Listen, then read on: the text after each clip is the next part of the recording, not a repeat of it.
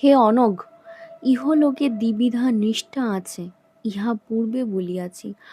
সাংখ্য দিগের জন্য জ্ঞানযোগ এবং কর্মী দিগের জন্য কর্মযোগ। এক, নিষ্ঠা, মোক্ষ নিষ্ঠা, মোক্ষ লাভের মার্গ বা পথ।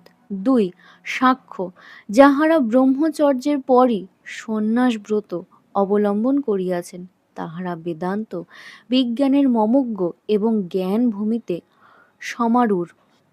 ঈদৃশ পরমহংস পরিব্রাজক প্রভৃতি। তিন, জ্ঞানযোগ, বিবেক, বৈরাগ্য ও সমাধিগকে সহায় করিয়া গুরুপদিষ্ট তত্ত্বমদ্যাদি বেদান্ত বাক্যের শ্রবণ ও মনন ও ধ্যানাদিরূপ সাধন মার্গ। চার, যোগী, কর্মযোগী।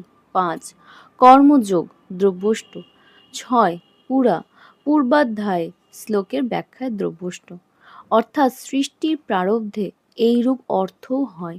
মহাভারতে উক্ত আছে, ভগবান সৃষ্টির প্রারব্ধেই কর্ম ও সন্ন্যাস মার্গ এই দুই মার্গ উৎপন্ন করিয়াছেন।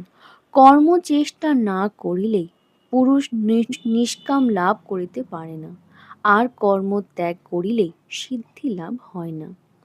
নৈষ্কম্য লাভ। শাস্ত্রে নৈষ্কম্য শব্দটি একটি বিশেষ অর্থে ব্যবহৃত হয়। কর্ম মাত্রই বন্ধনের কারণ।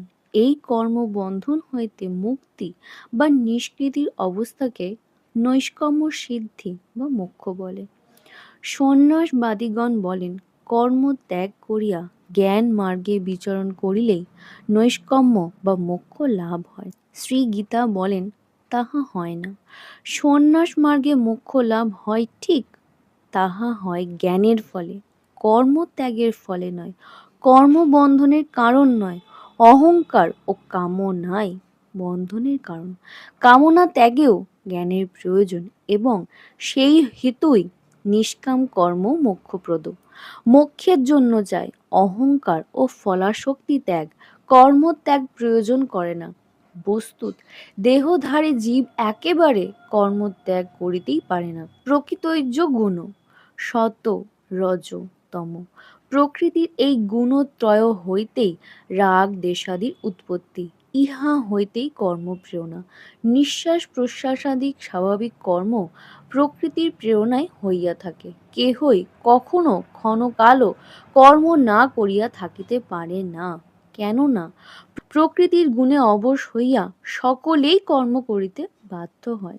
অর্জুনের প্রশ্নের উত্তরে শ্রী ভগবান বলিলেন, মোক্ষ লাভের দুইটি মার্গ আছে, একটি জ্ঞান মার্গ বা সন্ন্যাস মার্গ,